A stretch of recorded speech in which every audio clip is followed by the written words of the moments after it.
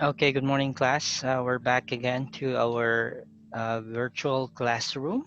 I hope you are enjoying your day, your weekend, and everyone is excited about the upcoming Jesse project that we have. So you'll have 2 weeks of interactive lessons with Jesse. So I hope you are enjoying the music right now. Some jazz to keep you awake. I hope it's not loud enough to distract you. It's just enough to give you company. Okay, so we're back and we're about to continue the lesson where we left off. Okay, so here we have, I hope everyone's safe, right? And everyone's enjoying their company of their families. At the same time, I think you have the luxury of time to do your assignments. At the same time, learn from the lessons themselves. Okay, so we're back here. I like the music. Let me just adjust that a little. I think it's not bothering you. Okay, so the our big picture in focus for today is ULOB, to differentiate diverse communication strategies in transmitting and absorbing information uh, through stimulating and meaningful manner. I'll just adjust the volume a little. I like this. There. Okay, now moving on. So, uh, let's remember the meta language here. So the definitions and natures of communication strategies. So first, communication strategies refer to techniques of conveying a message. So communication strategies, let me see. Did I discuss this already? Oh, I think not yet. Okay, so communication strategies also pertain to the methods which smoothen the sending and receiving of a message. It could also include our communication strategies also allow free flow of information where better understanding happens. Communication strategies are also employed to assist the speaker in sending his messages and help the receivers in processing the information quickly. So communication strategies also resemble a fact-filled and fun-laced presentation of ideas. So these are the multifaceted functions of communication strategies. So number two, we have audio visual aids. These are learning devices which assist in clarifying, establishing, correlating, coordinating, interpreting, and appreciating concepts. So these may include illustrations, pictures, charts, graphs, and film clips that may be utilized.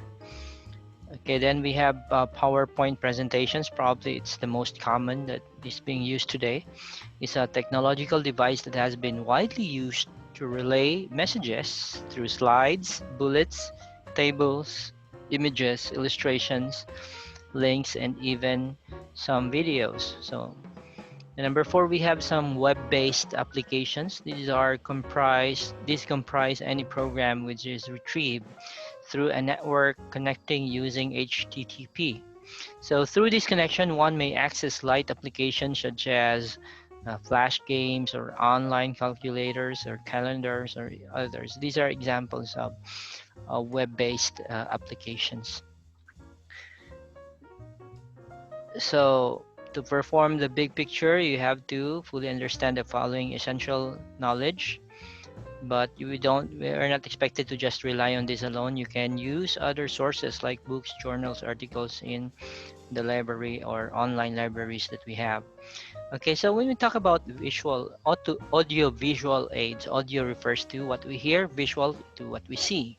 So what do you prefer more in learning? So for example, is it through in-person teaching?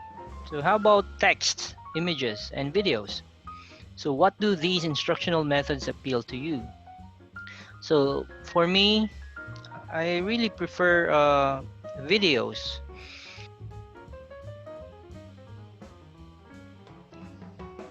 So especially when I want to learn something like lessons on how to ride a motorcycle because I'm a newbie.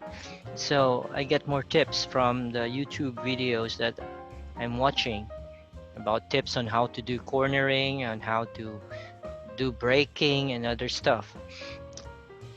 So, but what do these instructional methods appeal to you? So learners may differ from learning styles due to individual preferences. Everybody has choices on how to take how to process or how to impart information.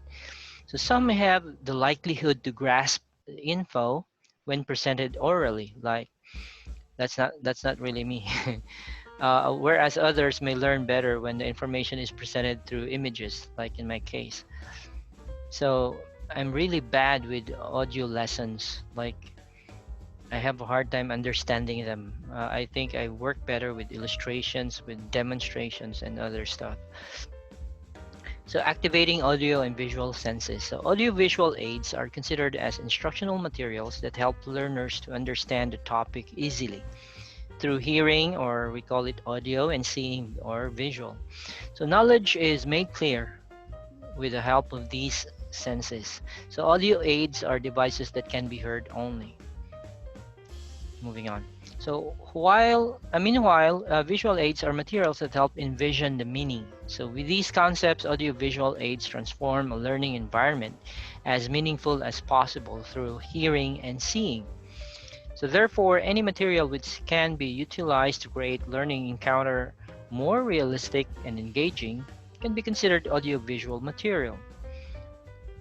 So similarly, audio-visual aids are learning devices which assist in clarifying, establishing, correlating, coordinating, interpreting, and appreciating concepts. So in doing so, illustrations, pictures, charts, graphs, and film clips may be utilized.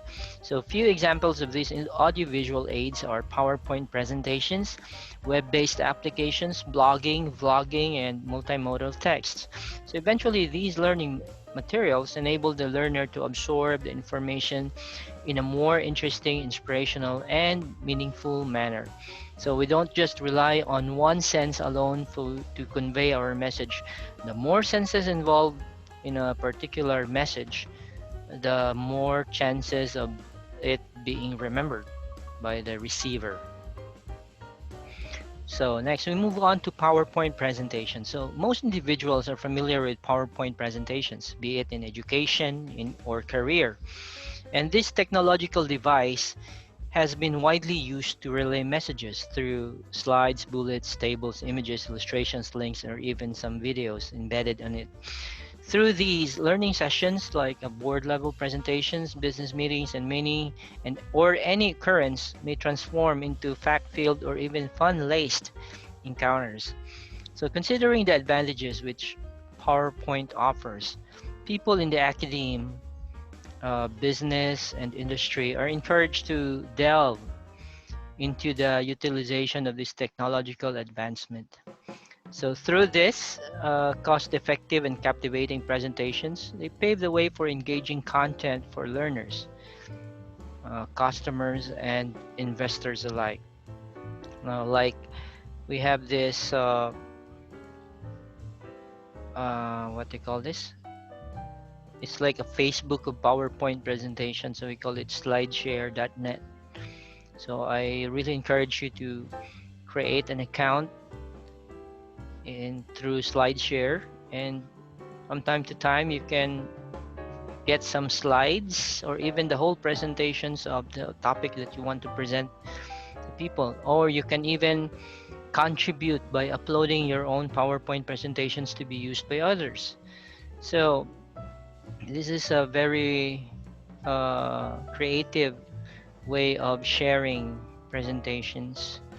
So try it. So in the lens of Castigador 2019, the following are helpful tips in preparing a PowerPoint presentation. So number one, time and venue. So the time and venue of the presentation must be taken into consideration. So these concerns also include the lighting, which will positively or negatively affect the presentation. So whenever in an open area, the LCD LED projector is not appropriate. So in that case, a chart or other visual aids may do. So for example, you're about to present a presentation, for example, a thesis defense, or let's say as a professional, you are into sales presentation, you want to present your product to a group of directors, for example. So you have to consider the time given to you, like you have only 2 days to prepare. So what kind of presentation would I do for that 2 days? Then it helps if you can visit the venue, you can check the place, the equipment, if the projector works. If not, then you can request for a small television perhaps, or an LED television, or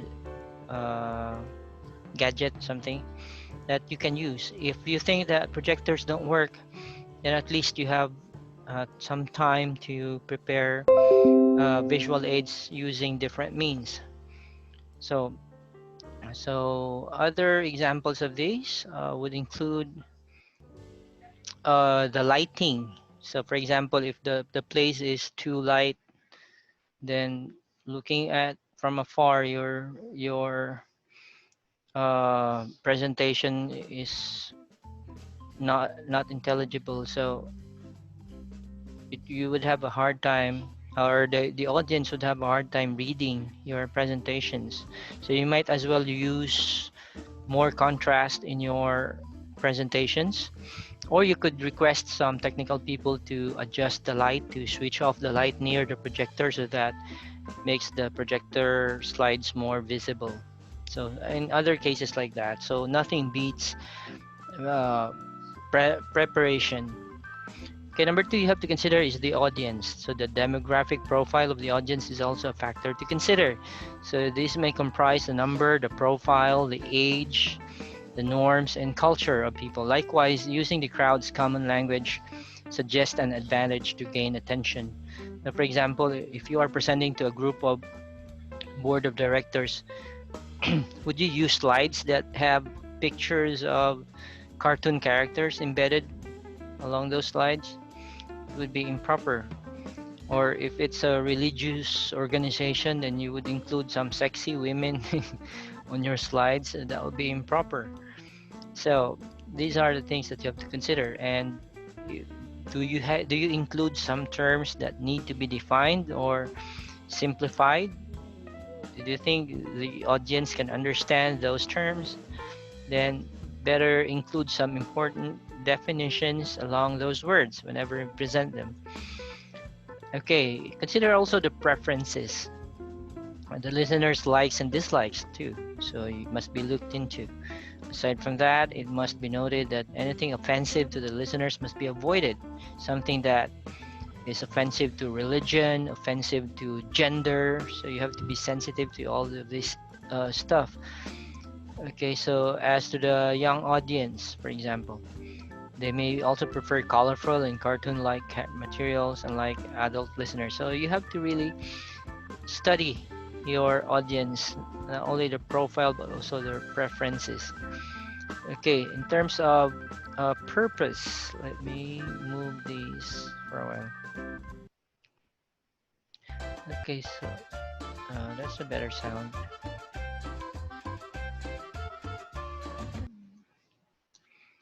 Okay, moving on. So in terms of purpose, the presentation must be guided by a clear purpose. So the planning and preparation should be aligned in this purpose. So along with the audience, the location, and the time of the presentation. So in doing so, drafting is the first step to warrant appropriate sequencing of ideas. After drafting by means of sketching the framework, one can start working on the PowerPoint presentations. So again, what's the purpose of the presentation? For example, if your purpose is to sell something or to convince people to do something, then you have to uh, gear you have to design your presentation towards that particular purpose. Now moving on with the insertions. So these may refer to the pictures, the graphics, the videos, the graphs, the tables included, or the charts to be inserted in the PowerPoint slides. So it must be ensured that these insertions are relevant and interesting, which gets the attention to the listener. So as what we call, these are aids to the audience. It's not an aid for you, but an aid for the audience to understand your point. So if showing them a graph of something would you think would help them understand the bigger picture of things, then you might as well include that. Okay, so number 6, we have the texts.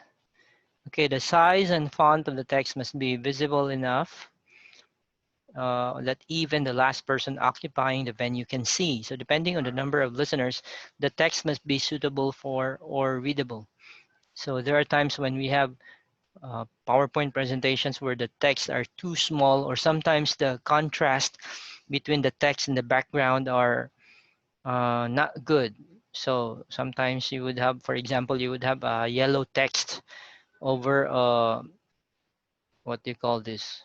An orange background. That would not be very visible to the eye. So you have to make sure that the colors are in contrast. So you can refer to the color wheel for that matter. You can also play around with sizes of the text. Like if you want, for example, looking at the example here, consider the effects of each factor of the design of the course. So you can notice here the word effects are being emphasized. It's different from the rest of the other text. So you can play around with that as well. So the use of emphasis or focus. Number 7, we have the design. The design of the PowerPoint presentation must help the viewers understand important concepts or details. So the number of bullets must be limited to 5 or even 7 lines maximum. So anchored in a 5-5-5 principle. So remember that 5-5-5.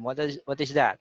So there must be 5 lines per frame, 5 words per line, and 5 frames of text. So in that case, crowded and heavy slides are avoided. You cannot just copy paste one paragraph from a book, then or from an article, then paste it on your slide as it is. No, so it's not really a good idea using that. So in the same context, sentences or paragraphs are not encouraged. So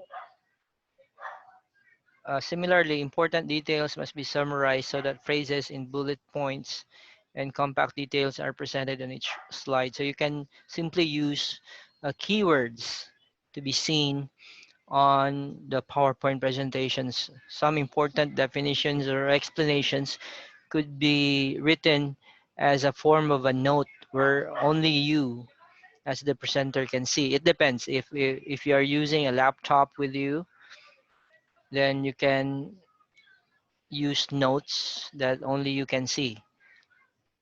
Okay, so which could be very helpful. Then number 8, we have the rehearsal. It is advised that a rehearsal may be demonstrated. So it is to ensure familiarity with the presentation details. Consequently, the coordination of the presentation and equipment works alongside with mastery and self-confidence. So likewise, rehearsals help to improve audiovisual devices because glitches may be detected also or early.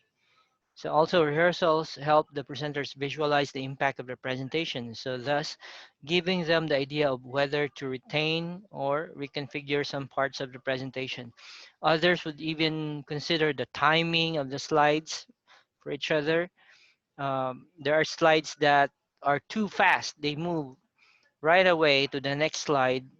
So thus it gives it makes the readers skip the text from that particular page. So you have to adjust the timing as well if necessary.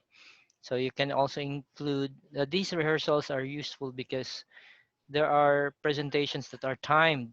So there will be speakers who will also speak after you. And you're only given, for example, like 15 minutes. You cannot steal away additional 5 minutes from the other speaker. So that would destroy the schedule of presentations that are already arranged for the day. So you have to really stick to your time schedule and make sure that your presentation goes along with that timeline. So number 10, scrutiny or examination, thorough examination. So it is recommended to check the equipment and venue before the presentation. So it comprises the position, the outlet. Sometimes the outlet are too far from your laptop, so your chargers cannot reach the outlet. So you have to consider that. If that's the case, you have to charge your laptop ahead and give it a full battery so that even if you cannot charge, you can still present. What else? Addressing these concerns will make the presentation smooth for the presenter and convenient for the listeners. So visual thrills, collaboration tools like this one, like Zoom, easy access and effective relay of information are indeed some of the advantages which a PowerPoint has to offer. So with these speaking anxieties may be lessened because the presentation can divert the listener's attention from the speaker towards the screen. I forgot my music. Okay, moving on. So next we have the web-based application. So with the advent of technology, how do we supposed to respond? Do we prefer to be left behind or step forward? Uh, Web-based applications are proliferating nowadays, so which are deemed useful in terms of communication strategies. So what does it mean? What is it really about? So a web-based application, also known as a web app, refers to the program which is retrieved over a network connection using HTTP. So some confusions are arising about some application terms such as web-based, internet-based, or cloud-based. So what do you mean by that? So when you say web-based applications, they comprise all the applications that connect with the user via HTTP. So as a clarification, this technological tool consists of light applications such as flash games like online calculators, calendars, and dictionaries, for example. So besides, major applications such as word processors and spreadsheets applications like Excel are also the coverage of web-based applications. So all of these exist inside a web browser, yet these may be client-based, where parts of the program are downloaded so to a user's desktop. So then the processing is done over the internet on an external server. Sounds a bit technical. Like specifically, what can web-based applications do? So well, these web-based applications are a valuable tool in many fields such as education, business industry, and other organizations because these are capable of assisting in different forms. So these may include tracking performance records, managing uh, passenger or cargo transportation, working with payrolls or salaries, monitoring financial procedures. So, or even controlling employees' workflow, allowing booking accommodations like in an airplanes, airplane companies or airline companies. What else? um, allowing booking, online processing payments such as Gcash and so on. So these complex tasks can be accomplished through programming languages and multiple technologies via server. So likewise, a web-based application will run on the client computer's browser, no matter what operating system is installed. So this makes web-based apps a universal cross-platform solution available today. So in a nutshell, web-based applications are unique and updated, so which can provide any institution or organization with various multifunctional online tools capable of solving complexities astoundingly.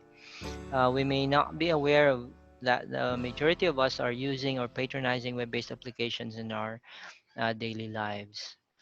Okay, so as you can see here in the picture, so we have example Walter Mart, Pera Padala, Bayad Centers, Villarica, Western Union, 7-Eleven.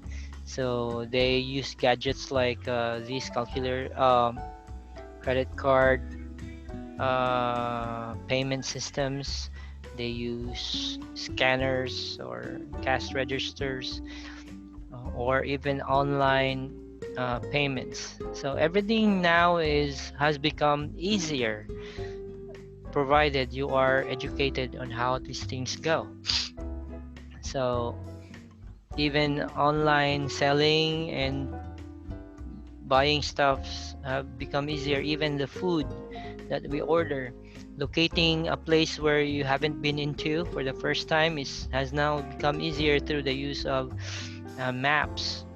So deliveries of goods has become comparably easier as compared to in the past.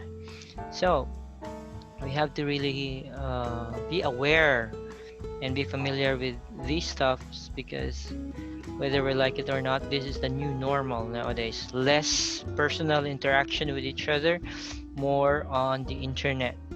So your knowledge of internet applications can become very handy for each and everyone's survival. Okay, so see you again for another lesson, probably tomorrow. We don't need to add some activities on this for the moment, but tomorrow we'll discuss ULO C. So God bless and see you again tomorrow.